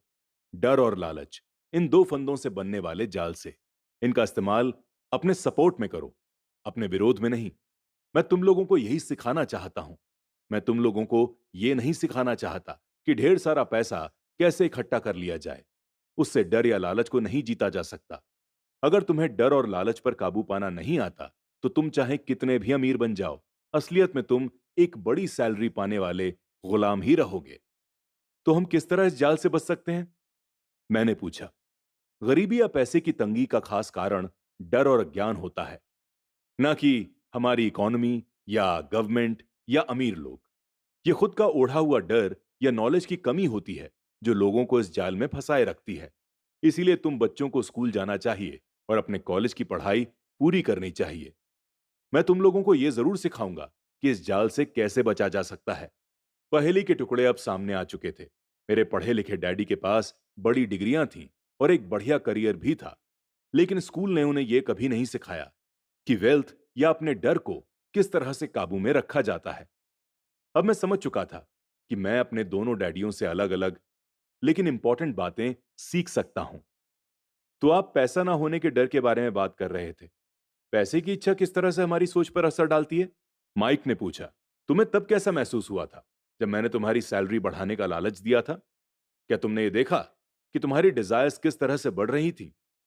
हमने अपने सर हिलाकर हामी भरी। पर तुमने अपनी फीलिंग्स के सामने हार नहीं मानी, और इस कारण तुम लोगों ने जल्दबाजी में काम नहीं लिया। इससे तुम्हें सोचने का वक्त मिल गया। यह सबसे इंपॉर्टेंट है। हम में हमेशा डर और लालच की भावनाएं रहेंगी। इसी मोमेंट से तुम लोगों के लिए सबसे इंपॉर्टेंट है कि तुम इन फीलिंग्स का इस्तेमाल अपने समर्थन में, यानी अपने सपोर्ट में करो, और लंबे समय तक ऐसा करो। अपनी फीलिंग्स को अपने दिमाग पर हावी मत होने दो, और इस तरह अपने थॉट्स को कंटामिनेट यानी दूषित मत होने दो। ज्यादातर लोग डर और लालच का इस्तेमाल खुद के अगेंस्ट करते हैं। यही अज्ञानता की शुरुआत होती है। डर और इच्छा की भावनाओं के कारण ही ज्यादातर लोग तनख्वाह के चेक, तनख्वाह में बढ़ोतरी और नौकरी की सुरक्षा के पीछे भागते भागते अपनी पूरी जिंदगी निकाल देते हैं। असल में वो ये सोचते ही नहीं है कि फीलिंग्स के आधार पर बने हुए ये विचार उन्हें किस तरफ ले जा रहे हैं। ये तो वही बात हो गई जिसमें गाड़ी खींचने वाले गधे के सामने उसका मालिक गाजर लटकाए रखता है, जो उसकी नाक के ठीक सामने होती है। गधे का मालिक जहां जाना चाहता है वहां जाता है, लेकिन गधा तो लालच के कारण भाग रहा है। कल गधे के लिए दूसरी गाजर आ जाएगी और गधा उसका पीछा करने लगेगा। आपके कहने का मतलब यह है कि जिस समय मैंने नए बेसबॉल ग्लव्स, कैंडी और खिलौनों के सपने देखना शुरू किया, उस समय मेरी हालत उस गधे की तरह हो गई थी जो गाजर के पीछे भागता है? माइक ने पूछा। हाँ, और उम्र के साथ साथ तुम्हारे खिलौने और भी ज्यादा महंगे होते जाएंगे। अपने दोस्तों पर रौब झाड़ने के लिए एक नई कार, एक नाव और एक आलीशान घर। अमीर डैडी ने मुस्कुराकर कहा। डर आपको दरवाजे से बाहर धक्का देता है, इच्छा आपको अंदर बुलाती है, आपको चट्टानों की तरफ ललचाती है। यही जाल है। तो इसकी काट क्या है? माइक ने पूछा। डर और इच्छा ज्ञान की वजह से बढ़ते हैं। इसीलिए अमीर लोगों के पास जितना ज्यादा पैसा होता है, उनका डर भी उतना ही ज्यादा बड़ा होता है। धन ही गाजर है, भ्रम है। अगर गधा पूरी तस्वीर देख सकता, तो शायद वो गाजर का पीछा करने के अपने फैसले पर दोबारा सोचता। अमीर डैडी ने आगे ये समझाया कि आदमी की जिंदगी अज्ञान और ज्ञान के बीच होने वाला संघर्ष है। उन्होंने बताया कि एक बार कोई आदमी खुद के बारे में ज्ञान की खोज करना बंद कर देता है, तो उसकी जिंदगी में अज्ञान घुस जाता है। ये संघर्ष हर पल होता है। इसीलिए हमें यह फैसला करना है, ये सीखना है कि अपने दिमाग को खुला रखा जाए या इसे बंद कर लिया जाए। देखो, स्कूल बहुत ज्यादा इंपॉर्टेंट है। आप स्कूल इसलिए जाते हैं ताकि आप वहां कोई आर्टिस्टिक या प्रोफेशनल चीज सीख सकें और इस तरह से आप सोसाइटी में अपना योगदान दे सकें। हर सोसाइटी में teachers, doctors, mechanic, artist, chef professionals, police officers, fire fighters और सोल्जर्स की जरूरत होती है। स्कूल उन्हें यह सब सिखाते हैं ताकि हमारी सोसाइटी डेवलप हो सके और हमारा कल्चर एनरिच हो सके, अमीर डैडी ने कहा। लेकिन अनफॉर्चुनेटली कई लोगों के लिए स्कूल एजुकेशन का अंत होता है, शुरुआत नहीं। एक लंबी खामोशी छाई रही।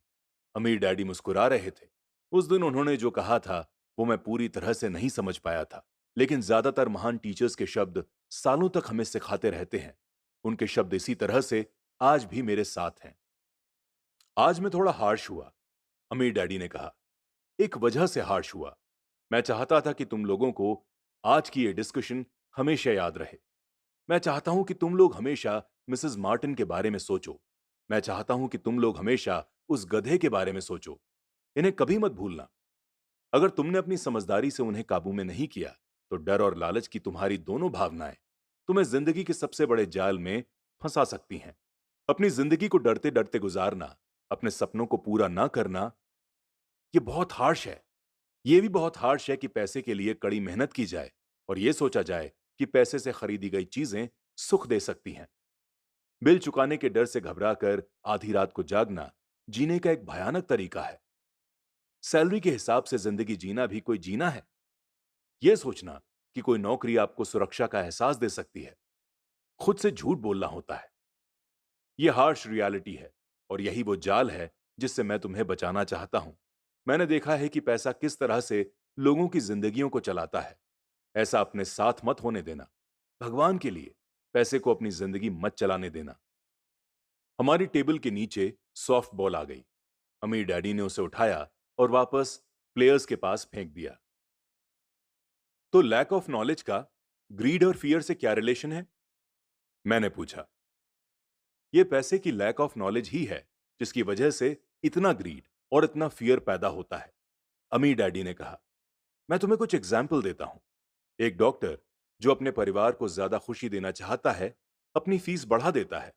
उसकी फीस बढ़ने की वजह से मेडिकल फैसिलिटीज हर एक के लिए महंगी हो जाती हैं। अब इससे गरीब लोगों को ज्यादा नुकसान पहुंचता है। इसीलिए गरीब लोगों की हेल्थ अमीर लोगों से ज्यादा बुरी होगी।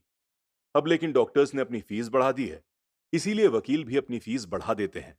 और क्योंकि वकीलों ने अपनी फीस बढ़ा दी है, इसीलिए स्कूल के टीचर्स भी अपनी सैलरीज बढ़वाना चाहते हैं, जिसके कारण हमारा टैक्स बढ़ता है और ये सिलसिला हमेशा यूं ही चलता रहता है। बहुत जल्द ही अमीर और गरीब लोगों के बीच अंतर इतना भयानक हो जाएगा कि डिजास्टर आ जाएगी और एक ग्रेट सिविलाइजेशन खत्म हो जाएगी। ग्रेट सिविलाइजेशंस तभी धराशायी हुई हैं जब अमीरों और गरीबों के बीच का फासला बहुत ज्यादा हो गया है। अमेरिका भी उसी रास्ते पर चल रहा है और इससे यह साबित होता है कि इतिहास अपने आप को दोहराता है, क्योंकि हम इतिहास से कुछ नहीं सीखते। हम केवल ऐतिहासिक तारीखें और नाम रटते हैं, उनके सबक को भूल जाते हैं। तो क्या कीमतें नहीं बढ़नी चाहिए? मैंने पूछा। अच्छी तरह से चल रही सरकार और एक एजुकेटेड सोसाइटी में तो नहीं। कीमतें दरअसल कम होनी चाहिए। जाहिर है कि ऐसा केवल प्रिंसिपल्स में ही हो सकता है। कीमतें अज्ञान से पैदा हुए लालच और डर के कारण बढ़ती हैं। अगर स्कूलों में वेल्थ के बारे में सिखाया जाता, फाइनेंस के बारे में सिखाया जाता, तो लोगों के पास ज्यादा पैसा होता और बाजार की कीमतें भी कम होती। लेकिन स्कूल्स में सिर्फ पैसे के लिए काम करना सिखाया जाता है, पैसे की ताकत का इस्तेमाल नहीं सिखाया जाता। लेकिन हमारे यहाँ बिजनेस स्कूल्स भी तो हैं, माइक ने पूछा। क्या आप मुझे अपनी मास्टर्स के लिए बिजनेस स्कूल जाने के लिए इंस्पायर नहीं कर रहे? हाँ, अमीर डैडी ने कहा। लेकिन अक्सर ऐसा होता है कि बिजनेस स्कूल ऐसे एम्प्लॉयज को ट्रेन करते हैं जो रिफाइंड बीन काउंटर्स होते हैं। भगवान ही मालिक है जब कोई बीन काउंटर बिजनेस संभाल ले। वो सिर्फ संख्याएं देखते हैं, लोगों को निकालते हैं और बिजनेस का गला घोंट देते हैं। मैं जानता हूं, क्योंकि मैं बीन काउंटर से काम लेता हूं। वो सिर्फ इतना ही सोचते हैं कि लागत कैसे कम की जाए और कीमत कैसे बढ़ाई जाए। जिससे बहुत सारी प्रॉब्लम्स पैदा हो जाती हैं। बीन काउंटिंग भी इंपॉर्टेंट है। मैं सोचता हूं कि ज्यादा लोगों को इस बारे में जानना चाहिए, लेकिन यह भी पूरी तस्वीर नहीं बताती।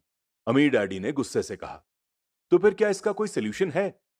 माइक ने पूछा। हां, अमीर डैडी ने कहा, सोचने के लिए अपनी भावनाओं का इस्तेमाल करना सीखो। अपनी भावनाओं के बहाव में आकर मत सोचो।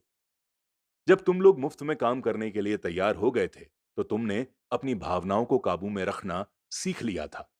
तभी मैं समझ गया था कि तुमसे उम्मीद की जा सकती है। जब मैंने तुम्हें ज्यादा सैलरी का लालच दिया, तब तुमने एक बार फिर अपनी भावनाओं की बात नहीं मानी। तुम ताकतवर भावनाओं के बावजूद सोचना सीख रहे थे। यह पहला कदम था। यह कदम इतना इंपॉर्टेंट क्यों है? ये स्टेप, ये पहला स्टेप था। और ये स्टेप इतना इंपॉर्टेंट क्यों है? मैंने पूछा। ये तुम अपने आप जान जाओगे। अगर तुम सीखना ही चाहते हो, तो मैं तुम लोगों को ब्रायन पैच में ले जाऊंगा। ये वो जगह है जिससे लोग बचते हैं। मैं तुम्हें उस जगह पर ले जाऊंगा जहां जाने में ज्यादातर लोगों को डर लगता है। अगर तुम मेरे साथ जाओगे, तो तुम्हारे मन से पैसे के लिए काम करने का विचार निकल जाएगा। इसके बजाय तुम ये सीखोगे कि पैसे से कैसे काम लिया जा सकता है। अगर हम आपसे सीखने के लिए तैयार होते हैं, तो हमें क्या मिलेगा? मैंने पूछा। वही जो ब्रायर रैबिट को मिला था, अमीर डैडी ने कहा। स्टार बेबी से आजादी। क्या ऐसा कोई ब्रायर पैच होता है? मैंने पूछा। हां, अमीर डैडी ने कहा। डर और लालच ही ब्रायर पैच हैं। अपने डर से पीछा छुड़ाकर, अपने लालच का सामना करके, अपनी कमजोरियों और जरूरतों को पहचान कर ही हम बाहर निकलने के रास्ते तक पहुंच सकते हैं। और बाहर निकलने का रास्ता हमारे दिमाग से होकर गुजरता है, सही विचारों को चुनने से। विचारों को चुनने से? माइक ने सरप्राइज होते हुए पूछा। हां, इस विचार को चुनकर कि हम क्या सोचेंगे, बजाय इसके कि हम अपनी भावनाओं में बहकर लगातार रिएक्ट करते रहें।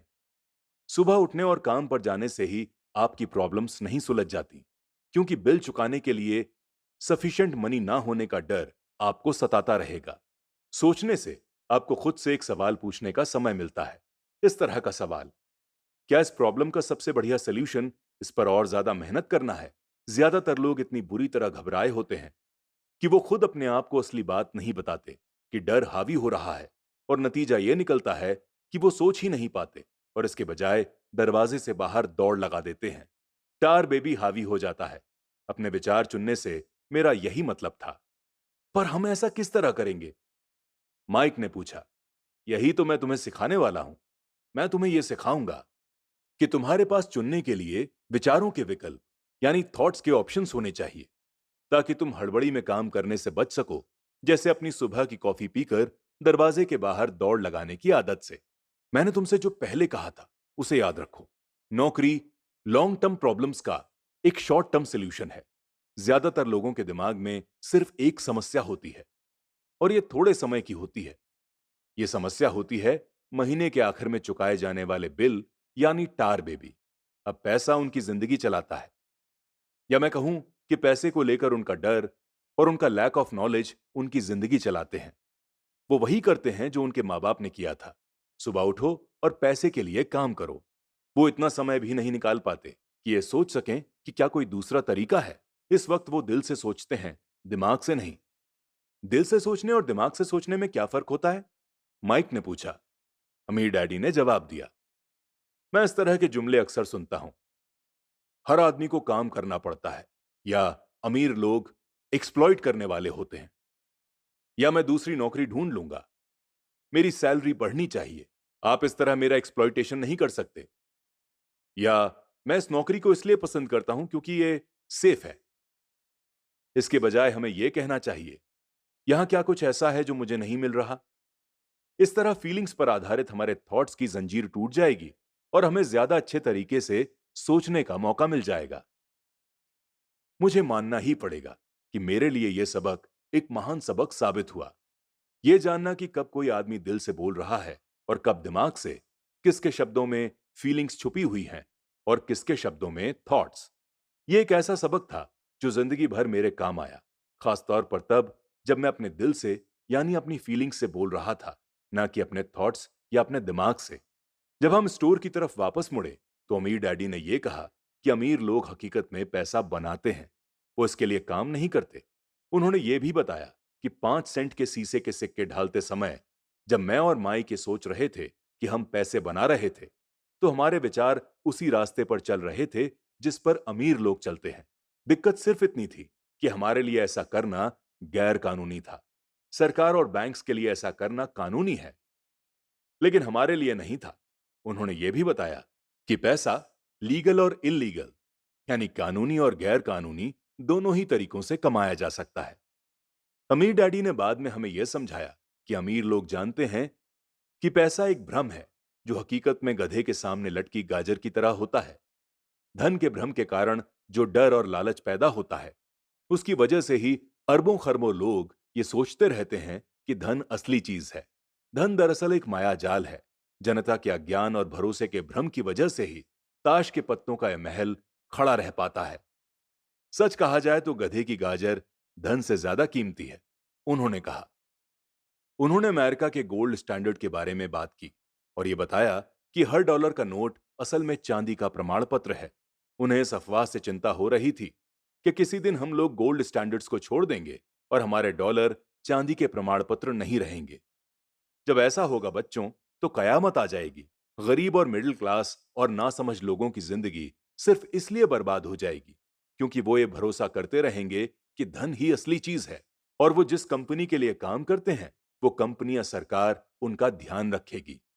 उनकी बातें उस दिन हमारी समझ में नहीं आ रही थी, लेकिन सालों बाद जाकर मुझे यह समझ में आया कि यह बहुत ही पते की बात थी। वो देखना जो दूसरे नहीं देख पाते।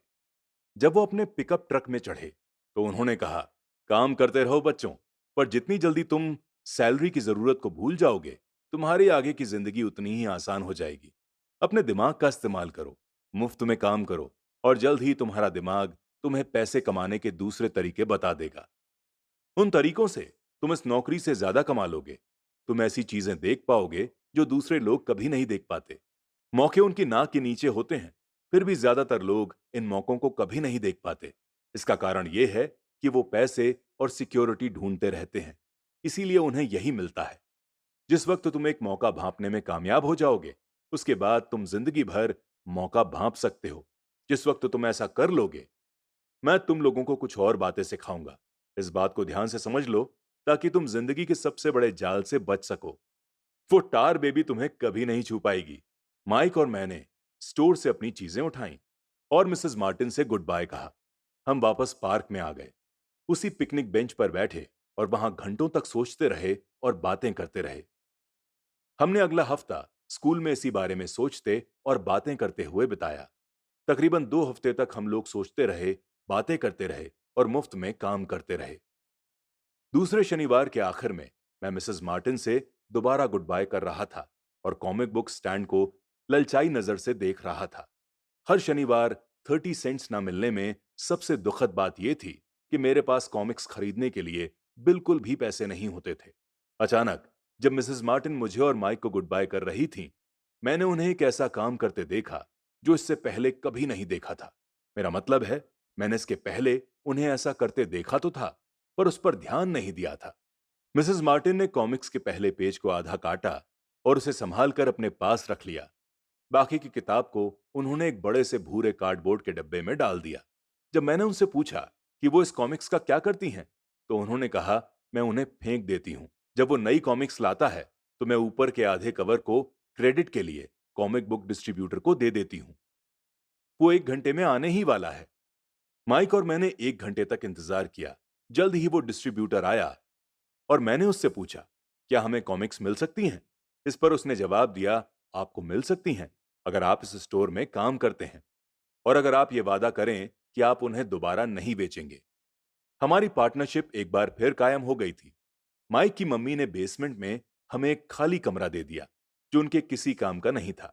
हमने उसकी सफाई करके उसमें सैकड़ों कॉमिक्स जमा कर ली। जल्द ही हमारी कॉमिक्स लाइब्रेरी लोगों के लिए खोल दी गई।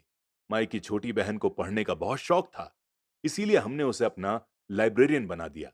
लाइब्रेरी में आने और कॉमिक्स पढ़ने के लिए वो हर बच्चे से 10 सेंट्स लेती थी। स्कूल खत्म होने के बाद हर दोपहर 2:30 से 4:30 तक लाइब्रेरी खुलती थी। पड़ोस के बहुत से बच्चे इसके ग्राहक बन गए थे और वे जितनी कॉमिक्स पढ़ना चाहते थे 2 घंटे में पढ़ सकते थे। ये उनके लिए बहुत ही बढ़िया सौदा था, क्योंकि एक कॉमिक्स की कीमत 10 सेंट्स होती थी और 2 घंटे में वो 5 या 6 कॉमिक्स पढ़ लेते थे। माइक की बहन लौटते समय बच्चों की तलाशी लेती थी और ये देख लेती थी कि वो अपने कपड़ों में कॉमिक्स छुपाकर तो नहीं ले जा रहे। वो इस बात का रिकॉर्ड भी रखती थी कि हर रोज कितने बच्चे आए, उनका नाम क्या था और उनके सजेशंस क्या थे। माइक और मुझे 3 महीने तक हर हफ्ते $9.5 का एवरेज प्रॉफिट हुआ।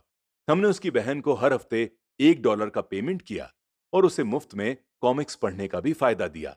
हालांकि वो कॉमिक्स कभी कभार ही पढ़ती थी, क्योंकि वो हमेशा अपनी पढ़ाई में लगी रहती थी। माइक और मैं समझौते के मुताबिक हर शनिवार स्टोर में काम करते रहे। साथ ही हम अलग अलग दुकानों से कॉमिक्स इकट्ठी करते रहे।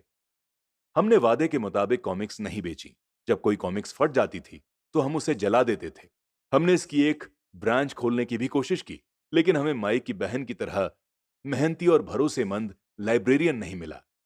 बहुत कम उम्र में ही हमने यह जान लिया था कि अच्छे स्टाफ को खोजना कितना मुश्किल होता है। लाइब्रेरी खुलने के 3 महीने बाद हमारी लाइब्रेरी में एक समस्या आ गई।